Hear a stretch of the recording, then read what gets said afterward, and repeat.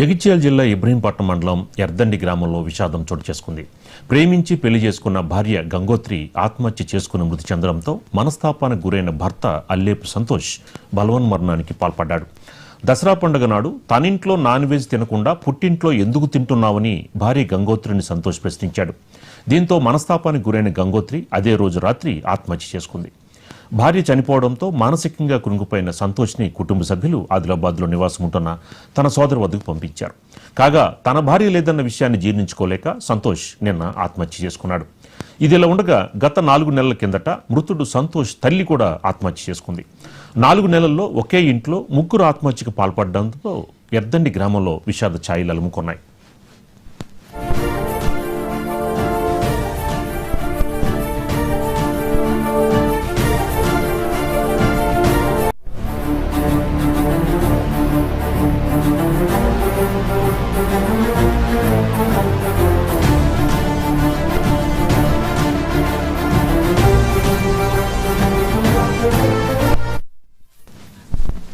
జగిత్యాల జిల్లా ఇబ్రహీంపట్నం మండలం ఎర్దండి గ్రామంలో విషాదం చోటు చేసుకుంది.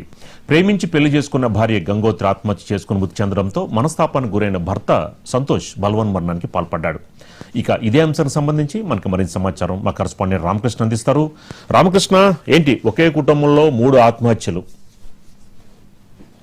దసరా పండుగ రోజు కూర విషయంలో వచ్చినటువంటి ఒక తగాద 3 ప్రాణాలు బలి తీసుకుని చెప్పొచ్చు. ఎందుకంటే దసరా రోజు పుట్టింటికి వెళ్ళినటువంటి గంగోత్రి అదేవిధంగా సంతోష్ ఇద్దరు కూడా వారింట్లో భోజనం చేయకుండా తన తల్లిగారింట్లో భోజనం చేయడం పట్ల అభ్యంతరం వ్యక్తం చేశారు. దాంతో ఆ రోజు భార్య అయినటువంటి గంగోత్రి ఆత్మహత్యకు పాల్పడింది. దీంతో తీవ్ర మనోవేదకు గురైనటువంటి సంతోష్ అతను ఇక్కడ ఉంటే గనక భార్యను తలుచుకుని బాధపడుతుందని చెప్పేసి ఆదిలాబాద్ లో ఉన్నటువంటి అతనికి అక్క ఇంటికి సోదరి ఇంటికి పంపించడం జరిగింది. అయితే ఈ రోజు తెల్లవారుజామున ఆయన కూడా అక్కడ ఆత్మహత్య చేసుకున్నట్టు తెలుస్తుంది. అయితే ఈ పెళ్లికి ముందే ఒక నెలలో ముందే కూడా సంతోష్ తల్లి కూడా ఆత్మహత్యకు పాల్పడింది. మొత్తంగా ఈ ఒక్కొక్క కుటుంబంలో దాదాపుగా 3 మృతి చెందడంతో కూడా ఎర్దండి గ్రామంలో మాత్రం విషాదం నెలకొంది. వీరు ప్రేమించి పెళ్లి చేసుకున్నారు. దాదాపు 29వ తారీఖు అంటే గత నెల 29వ తేదీన వీళ్ళ పెళ్లి జరిగింది.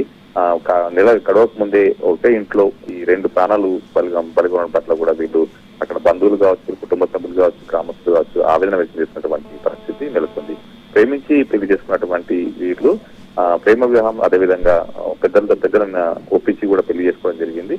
ఆ తర్వాత కాపురం బాగానే ఉన్నప్పటికీ కూడా పండుగ రోజు అక్కడ వెళ్ళిన తర్వాత భార్య ఇంటికి వెళ్ళిన తర్వాత అతను అక్కడ భోజనం చేయకుండా ఆ విషయం నిలదీయడం జరిగింది. ఆ తర్వాత అదే విషయంతో మనవేద చెందినటువంటి భార్య ఒక చిన్న విషయానికి తొందరపాటు వల్ల జరిగినటువంటి అనర్థను ఒక ఆత్మహత్యకు పురిగొల్పింది. ఆ తర్వాత ఆ విషయంలో తాను తీవ్ర మనోవేదకు గురవడంతో భర్త కూడా అతను ఆత్మహత్య పాల్పడడం జరిగింది. మొత్తంగా మాత్రం ఎర్దండి గ్రామంతో తీవ్ర విషాదం నెలకొంది.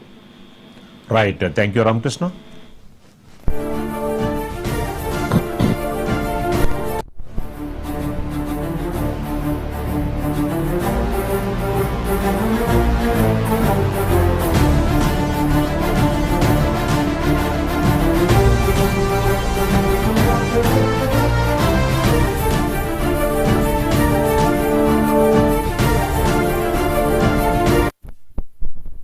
బంగాళాఖాతం